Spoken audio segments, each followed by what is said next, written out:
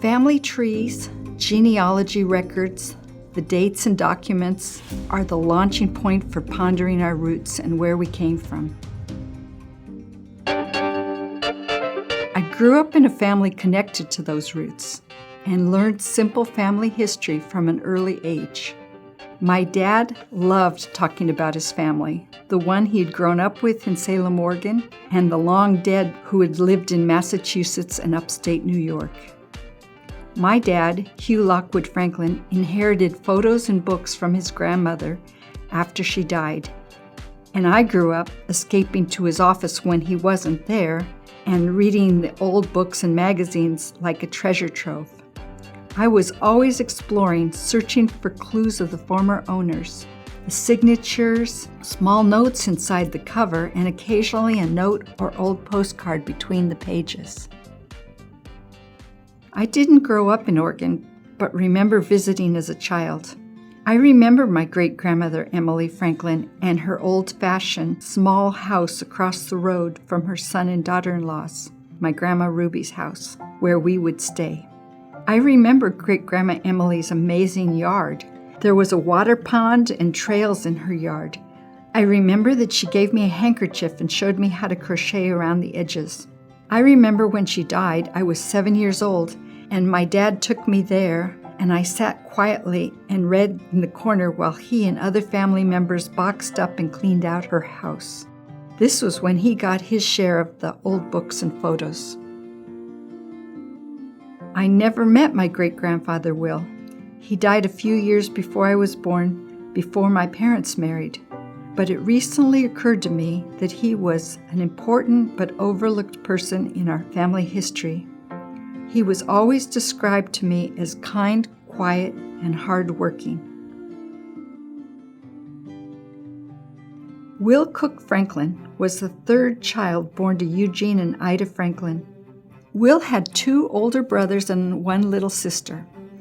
He was born in 1879 in Georgetown, New York.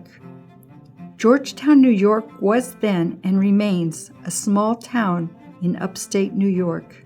Population then and now approximately 1,000 people. His grandfather was named after statesman Benjamin Franklin, and he was one of 2 doctors in the town. It is interesting to wonder if he helped deliver his own grandchild. Dr. Benjamin Franklin graduated from the Geneva School of Medicine in 1844 and thereafter moved west to Georgetown, New York from his childhood home in New Hampshire. His father, along with some of his other brothers, was a cheesemaker and also a part-time train conductor and a prison guard. It is easy to imagine that Will would have been known as one of the Franklin boys by the town's residents. In addition to having the respectable grandfather, he was also related through his Aunt Clara to one of the town's most prosperous men, B. Fred Sanders, who owned and operated several dairies.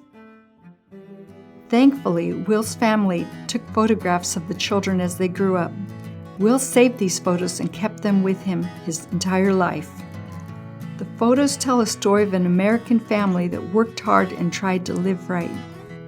Will is photographed working on the dairy, most likely the dairies owned by his uncle, picnicking with the family, working in a general store in 1900 in the New York city of Sing Sing. It was probably his first job outside of his hometown. There's no indication that he ever attended college, although his brother Vernon had a degree from nearby Cornell University.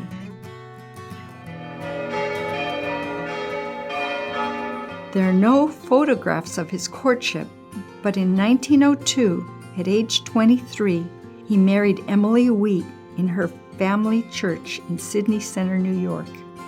Georgetown and Sydney Center are 49 miles apart, a good distance in the days before cars. His entire family came down for the wedding and made up the wedding party.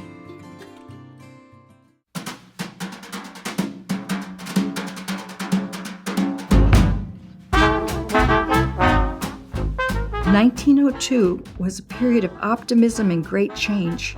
Homes were getting electricity, automobiles were a common sight, and more intriguing for people with curiosity were the cheap fares to the West Coast on train. The days of wagon trains were long over, and the networks of transcontinental railroads were competing to get the customers. There were ads and inducements, cheap fares, in some cases less than $25 to cross the country, and on the other side, jobs, cheap land, and the promise of sunshine and success. For a newly married couple, this must have been tempting, but when this newly married couple left, they took two of Will's siblings. Will, Vernon, and Walter are all listed on the Oakland City Almanac as living together with Emily in 1904 and 1905. Will was working again for the dairy industry, this time as a driver for the Royal Creamery. But in 1906, Emily and Will moved again, without the brothers. There is a record that Will sold his piece of land in Oakland in November 1907, so he wasn't planning on going back.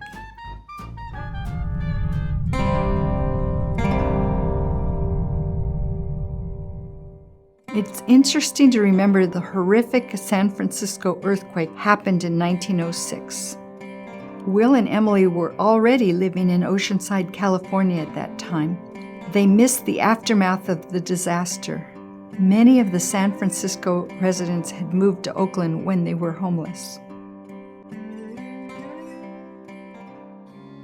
We have no records of the house address, but the couple moved south to Oceanside, California near San Diego. Will again worked at a dairy.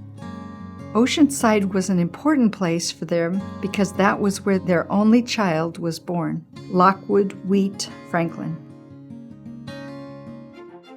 In 1906, Oceanside was trying to attract residents and visitors. The town leaders envisioned themselves as a beach destination. Large fancy hotels were built, and a train line between Los Angeles made the journey convenient for tourists and day trippers. In 1914, the Salem, Oregon newspaper identified him as a farmer from San Francisco who had moved to Salem to set up his own business. Will and Emily bought land in West Salem near the Willamette River. Emily's cousin Wilson C. Dibble and his family lived across the road, and initially Will and Wilson started a tulip farm partnership. It was called the Franklin Dibble Tulip Farm. The partnership didn't last long, but Will went on to build up his own farm and raised Darwin tulips. Throughout the 1920s, the Salem public was invited annually to walk around the acres of blooms in the spring. Will built a house and barn for his family. Emily stayed active in her clubs. She was a member of the Sweetbriars, a women's group, and the Daughters of the American Revolution Salem chapter. The farm stayed active until the 1930s, when Will started to sell off the acres. During World War II, Will stopped farming and worked at a cannery in Salem with his daughter-in-law, Ruby. His son Lockwood was an Army captain and served overseas for the duration of the war, afterwards building a house near his childhood home. I still wonder what it was that inspired Will and his wife to leave New York, leaving their family and roots. Did they find what they were looking for? Did they consider it a good move? Were they happy to raise their son there? My great-grandparents were proud of their family. They kept photo albums and stayed in touch and visited with family members their entire lives. Our family is fortunate to still have these documents and records and memories.